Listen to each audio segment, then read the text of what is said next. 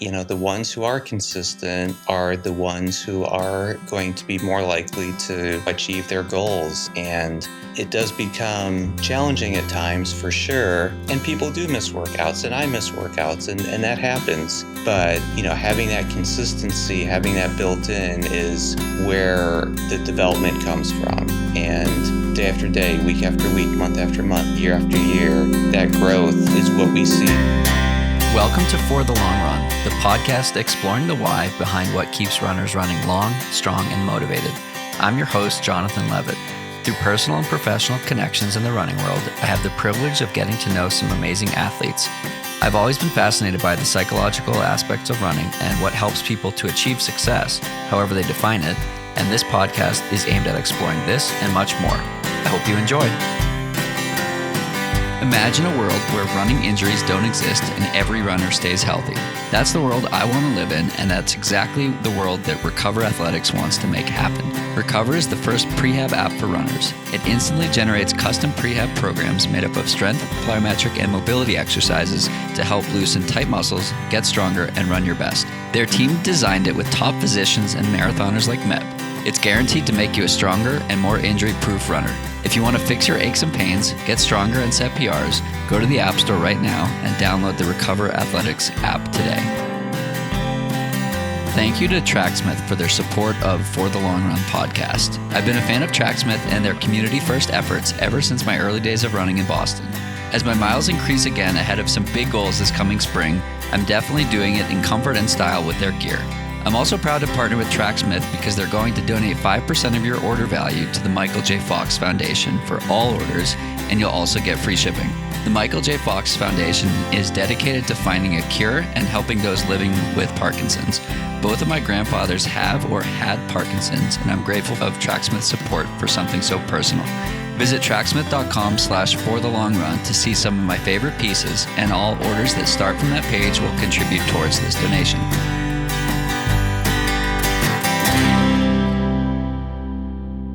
Welcome back. I have Henry Howard joining me on the podcast today. Henry, thanks so much for taking some time to chat.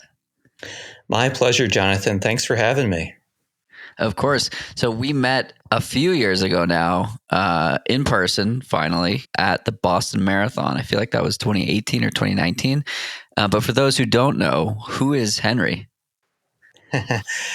So Henry is a father, a husband, a runner who came to running later in life than most, and also a professional editor and writer who has combined those two passions to kind of define who he is now. Most people know me as a runner or a writer or both, and also a running coach. And I'm probably the first guest you've had who's actually asked you that very same question when I interviewed you for my website a few years ago. I remember that. I don't remember how I answered, but I'm sure it's changed since then.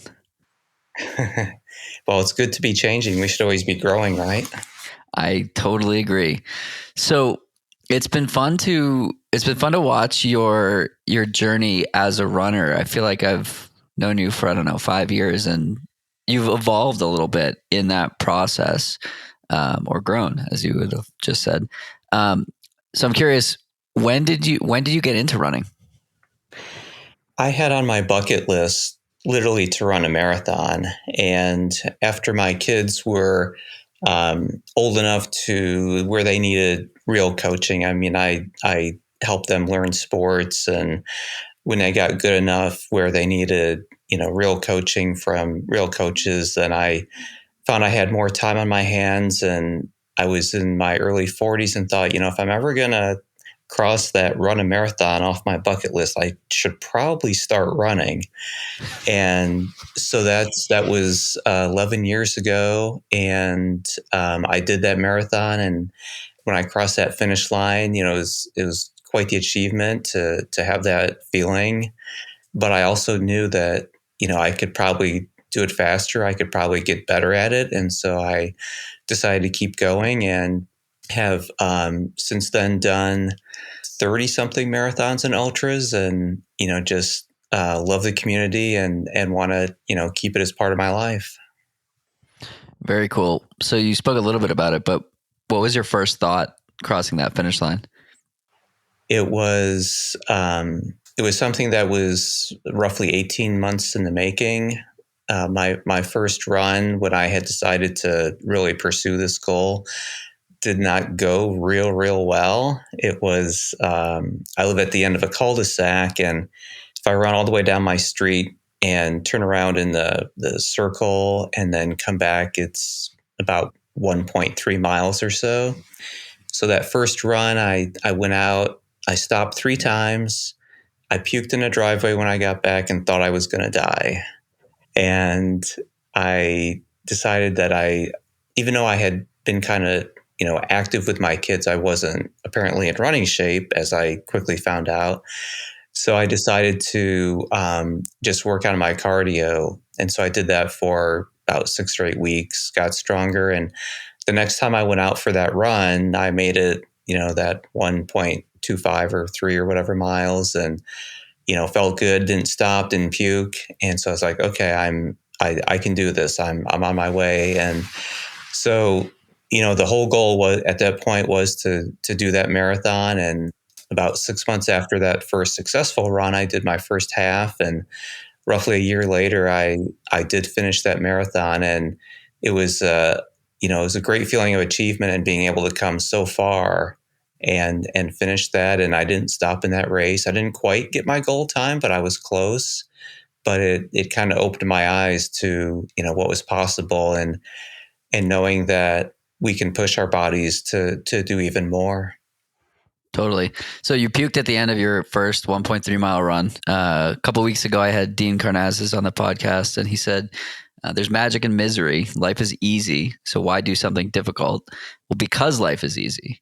And that we runners seek it out, and we're never more alive than when we're struggling and suffering.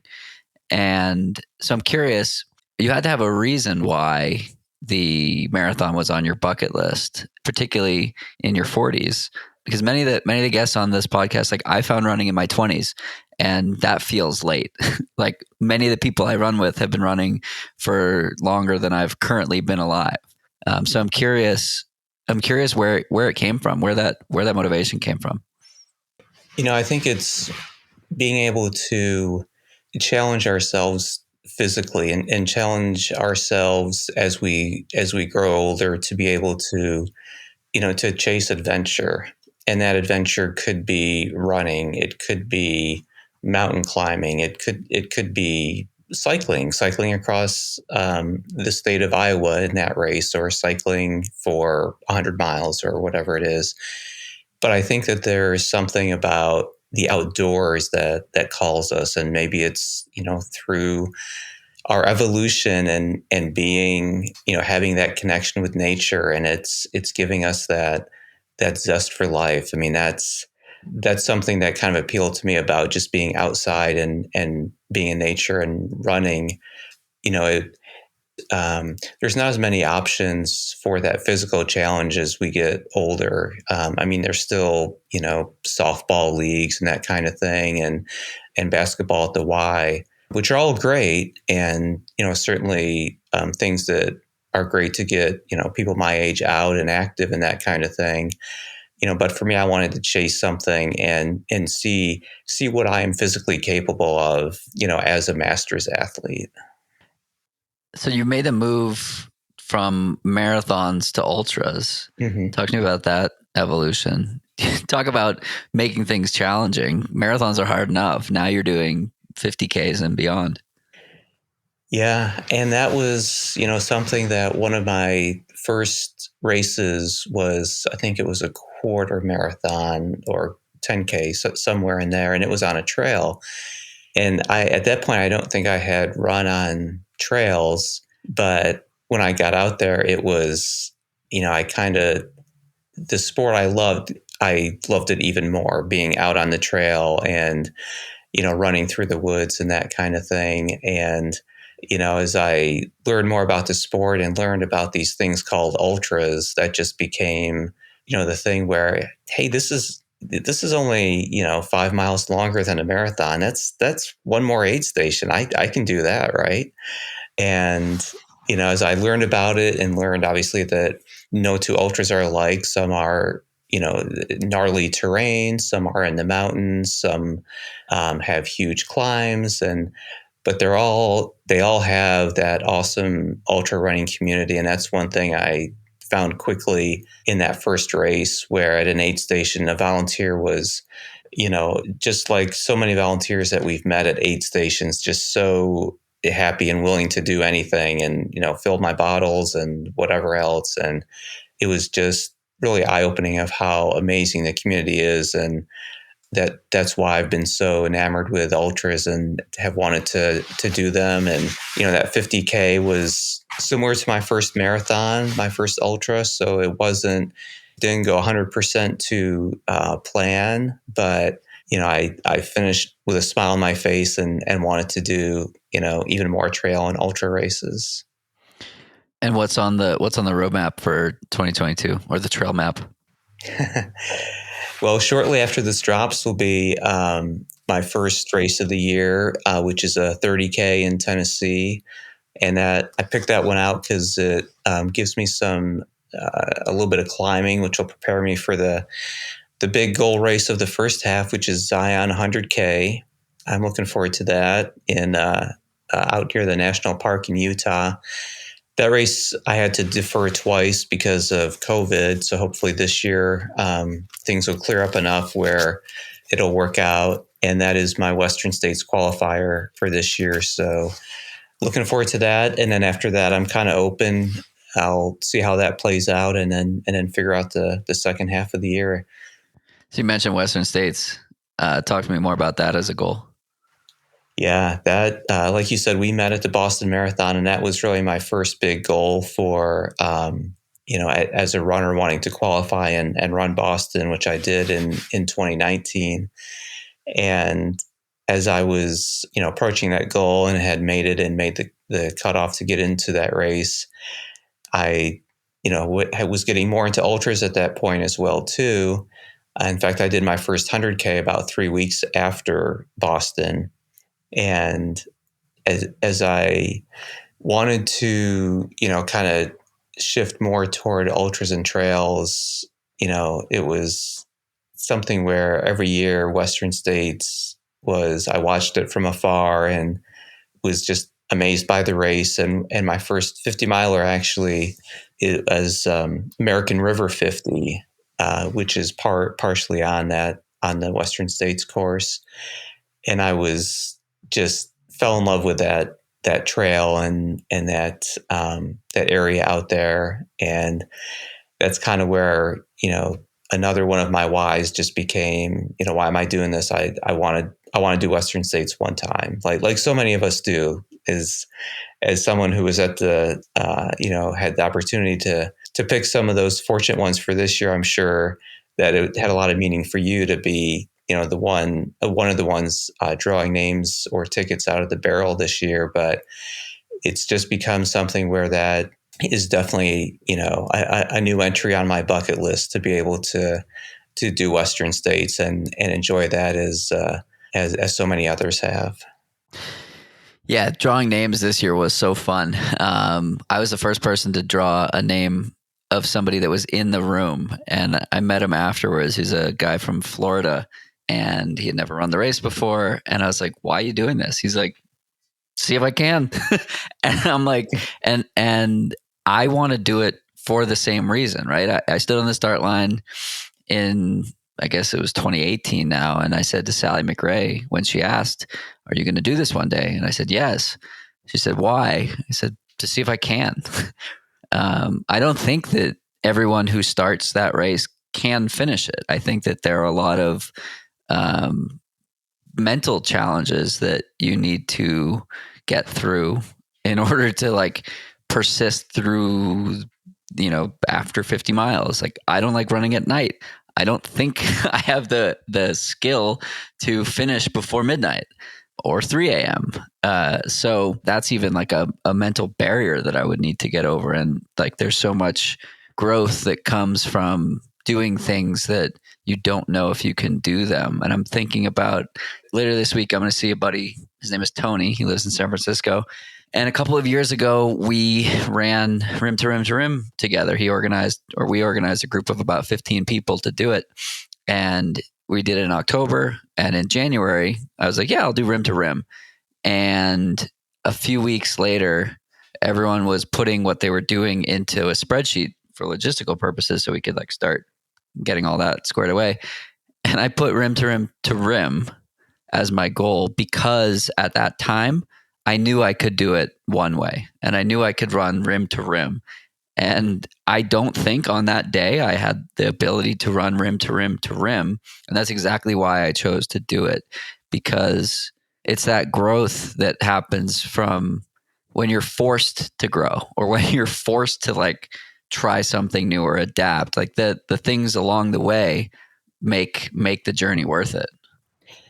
And, one thing I tell my athletes or challenge my athletes is, to dream big. And, as athletes, it's meaningful. I think it's even more meaningful when we do accomplish that big thing that we pushed ourselves toward, running rim to rim to rim. I would think meant a lot more to you than if it was just rim to rim. And so, kind of like Western States, running that it's called a fast 100, but there's no 100 is easy. There's a lot of challenges going through the night, going up and down the canyons. It could be a snow year. It could be a hot year. But having that as a goal to, run around the track and finish before that golden hour expires is a huge, epic achievement for anyone. And that, that's kind of the why. We want to challenge ourselves. We want to try big things. We want to see if we can do it. And nothing wrong with shorter races or easier races, but, it's that feeling of accomplishment that I think really drives us and gets us out of bed at 4 a.m. to go do those midweek runs so that, when our name is picked out of that barrel, then we've, our why's established and, we can get to race day ready. Completely agree. I ask a lot of professional athletes about the things that they do in order to ensure that their dreams are realized. And I think it's also interesting to ask amateur athletes who, have a full-time job and a family and run, and like running is not the main focus. I think we can learn things from professional athletes, and I think we can learn things from amateur athletes. So my question to you is, how are you going to guarantee that you get into a position where you can, be at Palisades Tahoe at 5 a.m. on a Saturday morning in June, making your way down to Auburn? Well, you're going to have to pick my name next time. Okay, that's easy enough. All right, done. So, I think one of the big changes for me as a runner was actually switching my routine from running my weekday runs. I used to do it later in the day, early evening, even after dinner, to going all into a morning runner. And so once I built that habit, it allowed me to where I don't even think about it in the morning.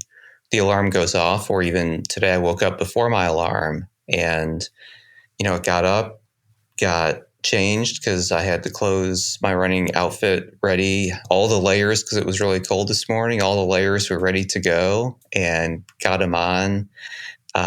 Did my warm up, jumped on the bike for a little bit to get the legs moving, and was outside, in no time. And there's no thinking about it. It's just doing. And it's the consistency in putting in those miles that, help me physically get there. And then, the mental part of that is, again, it's just knowing what the plan is and just turning off my brain and just, following through it in that pattern, and just having that drive that I have that why established of why I'm doing this. Cause I do want to line up and, make it all the way to Placer High School.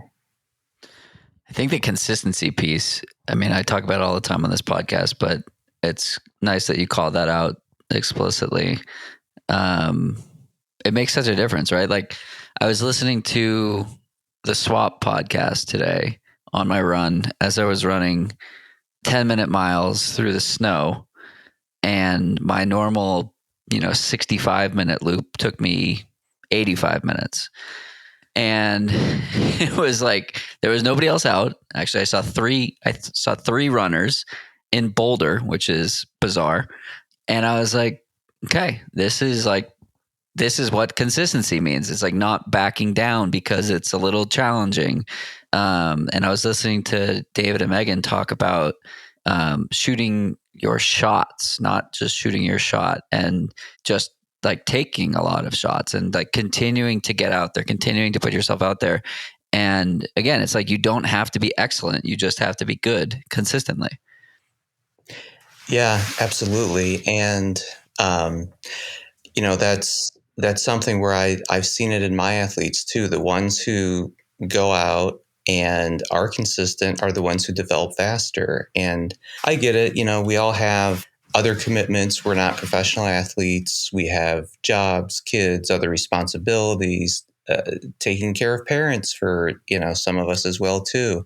It's a lot, but, the ones who are consistent are the ones who are going to be more likely to, achieve their goals. And it does become challenging at times for sure. And people do miss workouts, and I miss workouts, and that happens.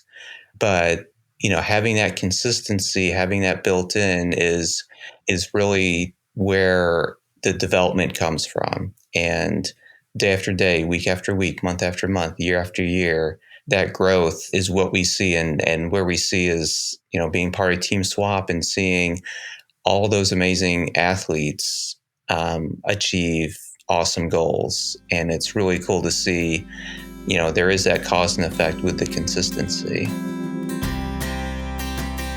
Recover Athletics is a supporter of not only this podcast, but also my own running. It was built in Boston by two lifelong training partners who got tired of aches and pains getting in the way of their training. In 90 seconds, their app will customize a program for your body and your training. I've plugged in some of my more common aches and pains, and I got a custom-built program designed to strengthen the muscles and tendons that will help avoid these issues going forward. Your first custom prehab program is free, and they have an unlimited free trial. You can get it on the App Store right now by searching Recover Athletics or click the link in the show notes. If you like it and want to upgrade, their premium subscription costs less than one trip to a PT. Give Recover a try today. Your legs will thank you. Thank you again to Tracksmith for their support of the podcast. Tracksmith is a Boston-based running apparel brand born from a desire to celebrate both the history and the evolving culture of running. I have been loving their Van Cortlandt long sleeve, which pairs well with the Olsen half tights on a brisk fall day.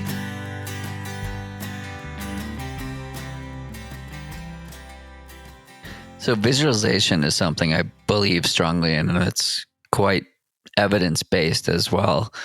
So I'm curious, do you, when you're out there, I see you posting 4 or 5 a.m. runs on Strava.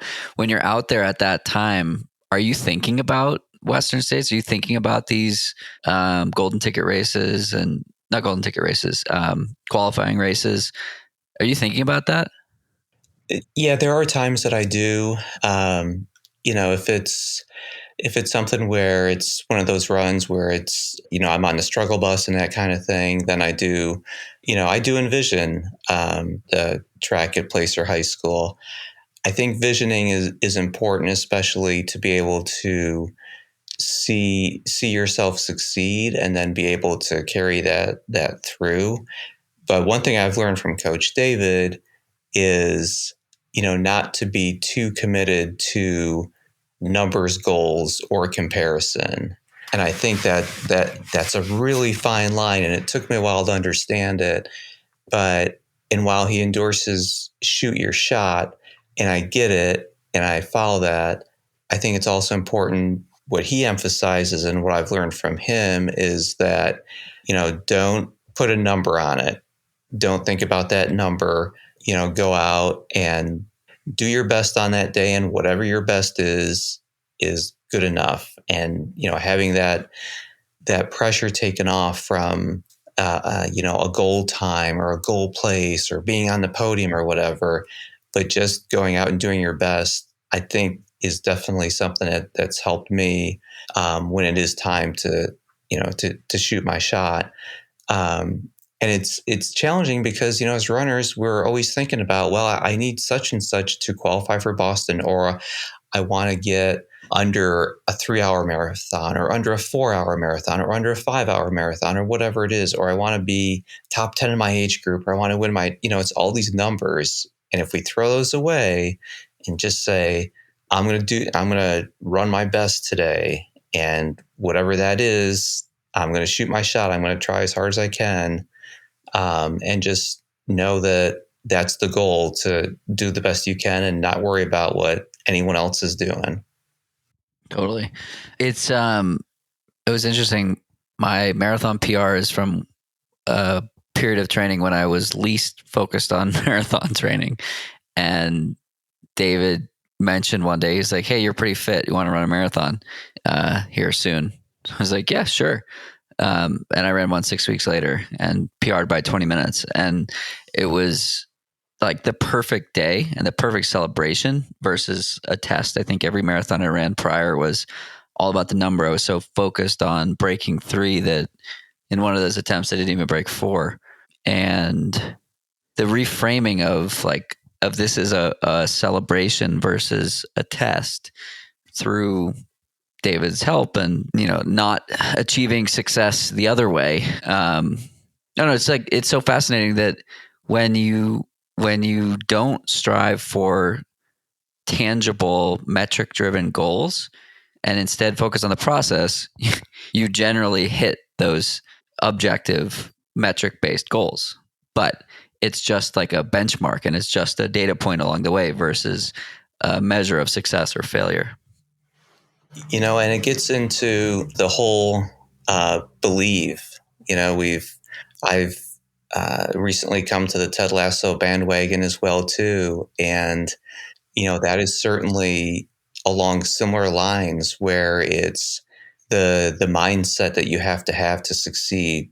Whether you're on the pitch or whether you're on a trail or whether you're on the road, being able to just have that buy-in. And maybe at the beginning it doesn't make sense, what the coach is saying as far as the strategy goes, but if you can buy in, whether it's passing, having a star goal scorer pass the ball, or whether it's letting your mind focus on something other than that number that you're craving, there's a lot of performance improvement that can come out of that. The mind is, we run with our feet, but we succeed with our mind.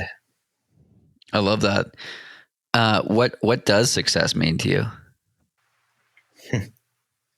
I think when it comes to running, success is, helping others succeed in whatever their success is. I've been fortunate to, have the resources where I can, resources and time where I can, help others, coach others, and be able to see them reach their goals. First time marathoners, first time ultra runners, Boston qualifiers. It's really cool to be able to see, people succeed in their goals. And it's definitely, and that's kind of why I started my website as well too, because I was at a point where I kind of wanted to give back and share, the love and the joy of running. What is success? It's probably leaving the sport. I don't really want to say better than I found it, because I don't think my impact is that big, but I think there's a cumulative impact by, people like yourself and others who are contributing to the conversation and getting people inspired about the sport. So being able to, play a minor role in that, if the current generation of, runners like you and me can leave the sport and help grow it, when it comes time for us to hang up our shoes, that would be success. Totally agree. Talk to me more about your work as a coach. Before we started recording, you mentioned you had something you wanted to share about your own coaching. So maybe we can start there and why.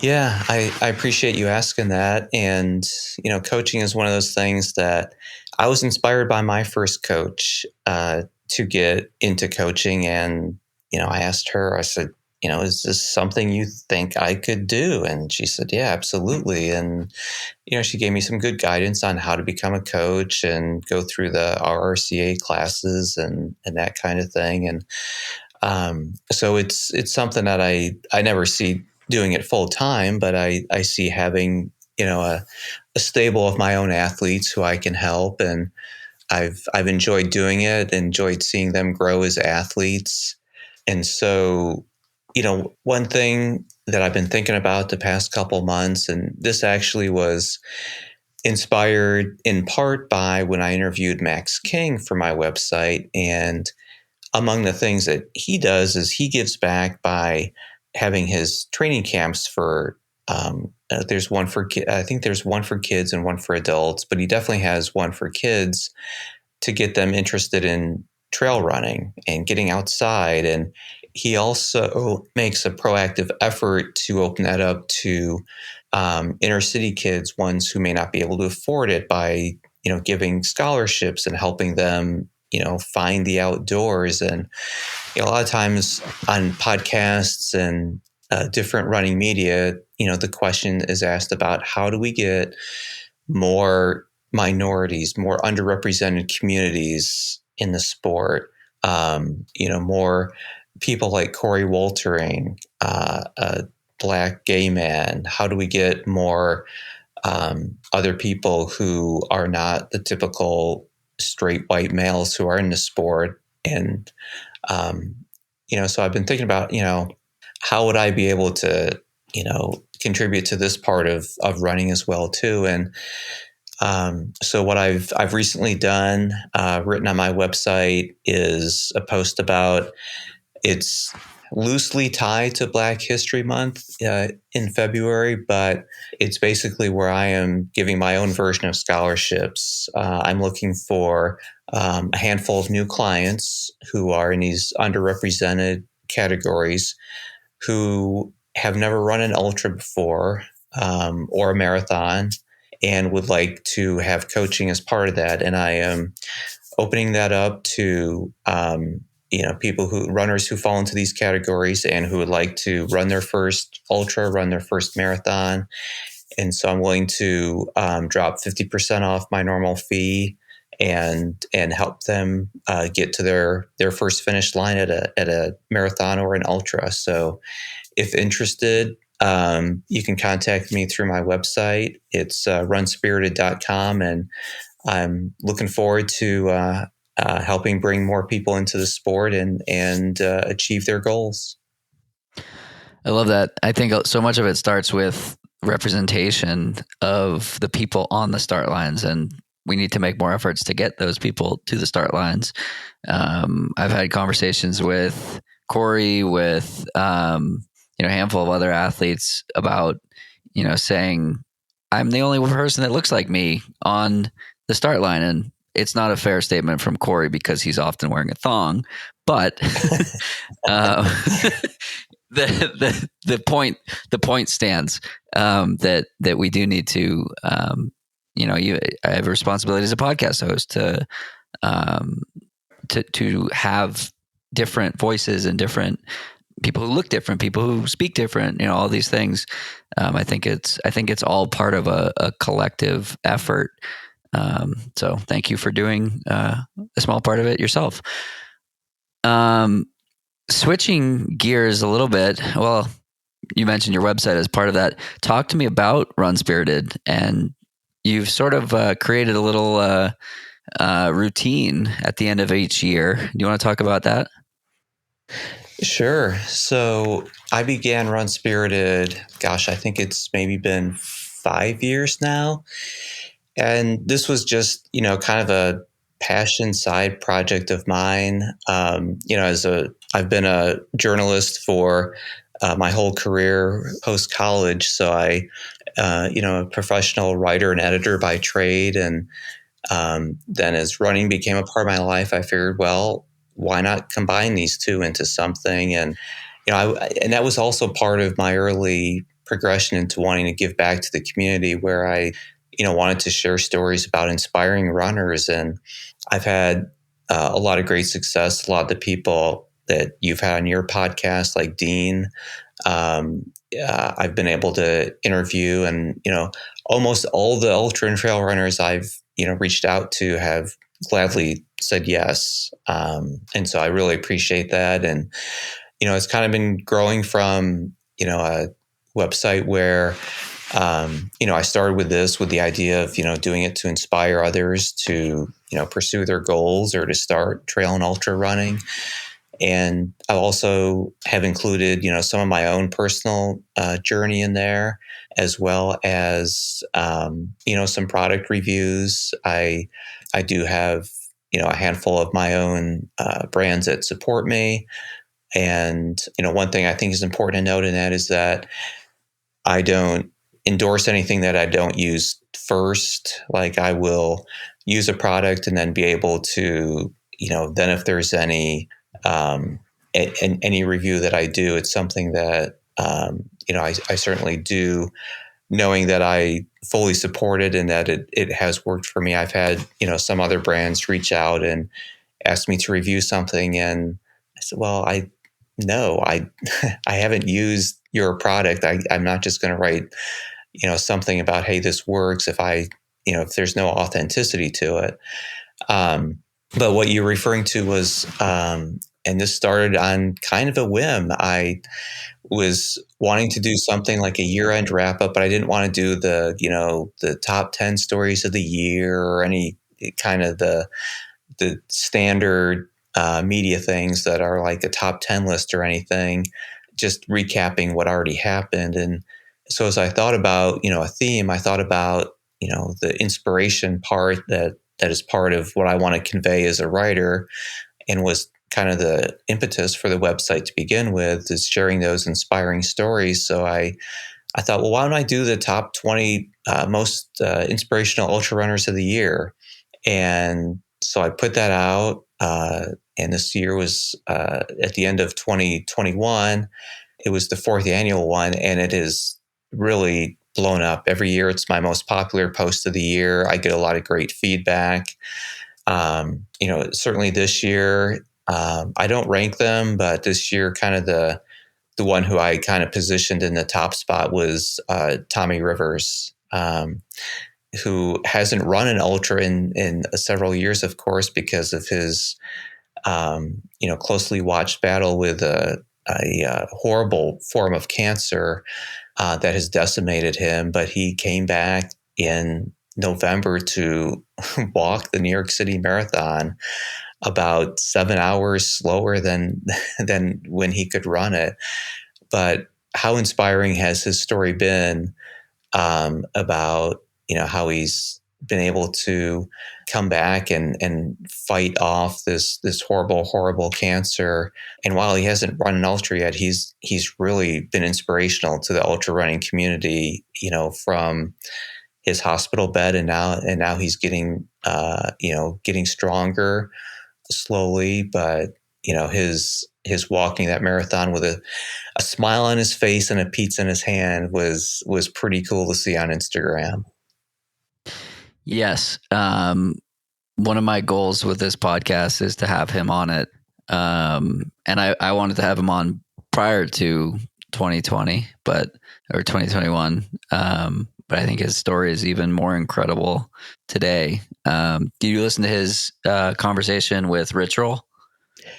Yeah, that was definitely a must listen to. That was great to be able to hear Tommy again talk about his experience, and hopefully he will continue to get stronger and keep inspiring who knows how many people across the world. I mean, that's the crazy thing about these people with these stories. I had Joe Holder on the podcast last year, and Joe is a masterclass trainer, a Nike trainer, and just a wealth of knowledge on on social media. And one of the questions I asked him, I was like, what does it feel like to have, 200,000 people following you and, improving their lives thanks to you? He's like, screw that. I care about one. One is a win. And so I think it's a good reminder that like, no matter what size an audience might be, like you always have the ability to influence others. And, if you're listening and you're posting your run every day and you've got 40 followers or 40,000 or 400,000, just one person seeing that consistency, maybe that's what got them out the door that day. And so I think it all adds up, which is super cool. Yeah, I totally agree. I think that's a great point because, there are a lot of ills in social media, for sure.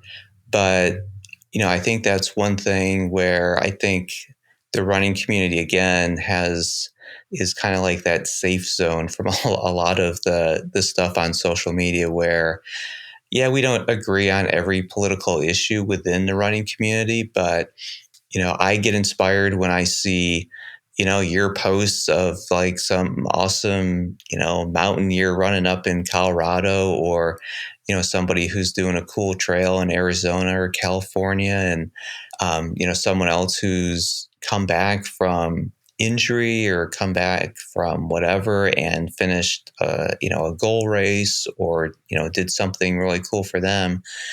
That plays into the inspiration that, we feed off of each other. And, that does help build in again, that consistency and that hitting the alarm clock at 4:00 and getting the feet on the floor and into the running shoes and out the door. I completely agree. I guess one other question I have for you is, let's say you could fast forward 5 to 10 years. What are you really proud of? That's a really good question. I think that I want to look back and, see the athletes who I've had the honor to work with succeed in their goals and do more than they thought was possible. And, I think having that as, something on a virtual trophy shelf would be incredibly meaningful. And I know, that as runners, we encounter a lot of obstacles to our successes. It may be an injury. It may be something beyond our control. It could be like a year when most races are shut down or gone virtual, right? And we can't do anything about that. There are obstacles that we face, but being able to have enough of my own perseverance and being able to, pass that passion and that dedication on to others so that they can get to their finish lines, whatever that finish line is. It could be, it could be at the end of a 5K, which is awesome. It could be at the end of their first ultra or their first 100 miler, which is just as awesome. Or it could be setting their own FKT, or it could be the fact that they can now see themselves as a runner who can do hard things. All those things are awesome. And looking back and seeing, being able to look back and see my runners who have achieved their own personal goals and were able to do more than they thought they could would be pretty special. I think it's important to highlight that just about everything you just said was about somebody else and about somebody else's journey. And I think that there's so much that we can all take away from that. Like running is, you put one foot in front of the other. It's your body doing the work. But I think when you lean into the community, I think there's so much more that you can possibly do in the presence of good people and in the spirit of helping others along the way, versus just going at it solo. So that's awesome to hear. And thank you for sharing all of that with us today. You've mentioned your website. Where else can we find you on social? Yeah, I'm on all the socials, I guess, other than TikTok. But you can find me on Twitter and Instagram. It's real easy. Benefit of having an uncommon name at Henry Howard for both Twitter and Instagram. My Run Spirited page is the website is runspirited.com. There's a Facebook page with the same name, a Twitter with the same name, and someone snagged the Instagram, so it's actually run_spirited for that. But and I also have a newsletter I put out every Monday Motivation. You can sign up for that right on runspirited.com, and appreciate everyone who follows along with my journey and has contributed to Run Spirited in one way or another. And appreciate you, Jonathan, for having me on. It's been a blast. So I've loved watching your podcast grow and have listened to every episode, and appreciate what you do for the running community. Awesome. And likewise. And hope to see you out there one of these trail races soon. I can't wait until travel is back more for me, and then I can get back out to Colorado again. There we go. See you out here. All right. Thanks so much. That's it for today's episode. Like many long runs, it's sad when it has to end. I hope you join in next time on For the Long Run. And in the meantime, happy trails. If you enjoyed this episode, it would mean a lot to me if you shared it so that others can find it and enjoy it too. This podcast and the accompanying music has been produced by Brian Walters of Single Track Sound. For the Long Run's logo was created by Vanessa Wolf of Sterling Wolf. Show notes have been written by Ruby Wiles and is managed by Emily Holland. It takes a village.